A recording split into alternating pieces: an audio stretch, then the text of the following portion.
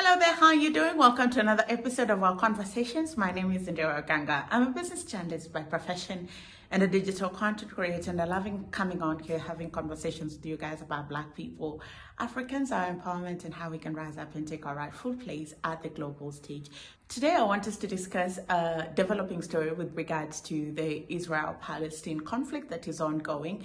And South Africa has filed a case with the International Court of Justice against Israel, citing genocide. And this is monumental because we are seeing that the rest of the world has sat back, folded their arms, given Israel a free pass. Now let's get into what the rest of the world is doing vis-a-vis what South Africa is doing. Israel for a long time have always gotten a free pass when it comes to defending their sovereign and territorial integrity, fighting for themselves. And sometimes they go over and above, if you are somebody who watches international news, particularly platforms like Al Jazeera that cover the Middle East extensively, then you get to know that the conflict between Israel and Palestine did not start today. It's been something that has been brewing for very, very, very many years. And ever since the massacre happened that was perpetrated by Hamas, the world supported Israel to be able to fight for itself and defend itself, particularly because of the gory images that were coming out of the country and some of the atrocities that Hamas committed against children. But as the days go by, questions are beginning to be raised. The United Nations has raised this question. They've said, how many more people need to lose their lives before Israel can begin pursuing alternative options of conflict resolution and reaching a mutual agreement? The Secretary General of the United Nations said that Palestine is now becoming a graveyard of children. The number of people who've lost their life in this fight is just unfathomable, yet nothing is being done and nobody's saying anything. There was a time where a vote was being heard at the United Nations to call for a ceasefire, and guess what? The United States of America representative raised his hand and vetoed that vote during that day. And even when another vote was had, despite the fact that American vote against a ceasefire did not count, they still voted against a ceasefire. Washington has gone ahead to bypass Congress and bypass the checks and balances that have been put in place in order to ensure that aid and weaponry gets to Israel so they can continue to fight and defend themselves. Why they do it is a question for another day. The essence of this video is just to say that the world has sat back and supported Israel in whatever it is that it's doing, whether it's defending itself or going over and above with the nature of the force that they're using in trying to protect themselves and wipe out Hamas.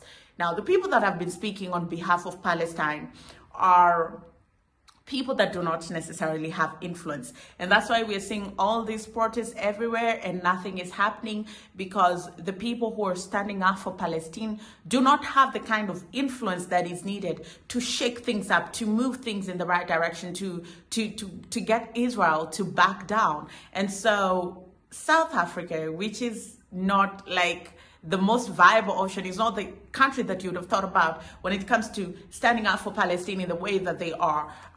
South Africa has done a couple of things. One, it recalled its diplomatic mission from Israel.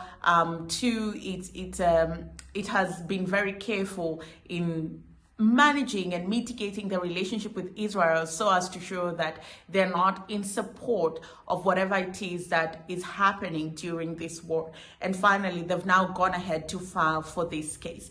This is monumental because I think for an African country, it just goes to show that we have a say. We have a say in international matters.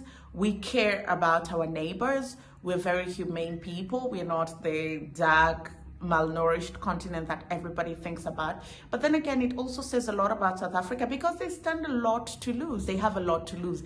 Israel has very, very many allies, and you do not necessarily, from a diplomatic and strategic point of view, you do not want to piss off any one of them because it comes with repercussions, and most of the time these are economic repercussions, because when it's said that you're a sympathizer of Hamas, then that just means that it will force all the allies of Israel to look at you in a particular type of way and scrutinize every little move that they make with you. Ever since South Africa filed this case against Israel, Israel has said they'll comply with the process, but then again, in a very vague manner. This is the video that they released in response to them being taken to court.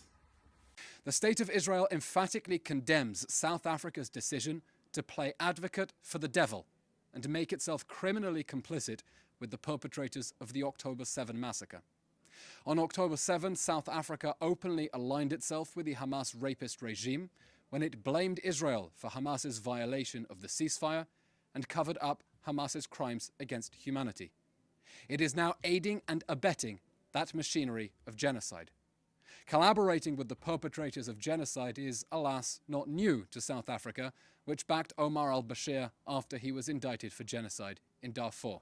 In giving political and legal cover to the October 7 massacre and the Hamas human shield strategy, South Africa has made itself criminally complicit with Hamas's campaign of genocide against our people.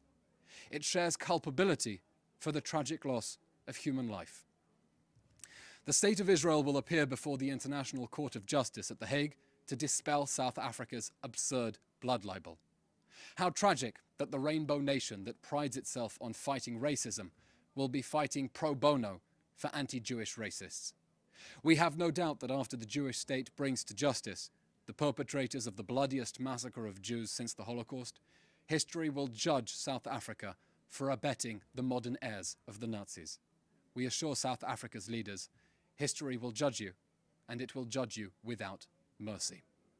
They did not say we will comply with the process and prove our innocence. They did not deny allegations of a genocide. They did not deny the atrocities against human rights that are being committed against them. Instead, they chose to attack South Africa because I think maybe they think that this is a political move and it's just a matter of discrediting your opponent so that you take away value and essence from whatever it is that they're saying. So this is something that is still developing and we'll see how it shapes up. But then I think it's very bold of South Africa to be one of the very few countries that are standing up and doing something with regards to the Israel-Palestine conflict. Thank you so much for watching. My name is Ondiro Oganga. Comment down below what you think. What do you think? Do you think that the move by South Africa will yield any results, or it's just a move that is in good faith and shows the people of Palestine that there's so many people that stand with them in solidarity?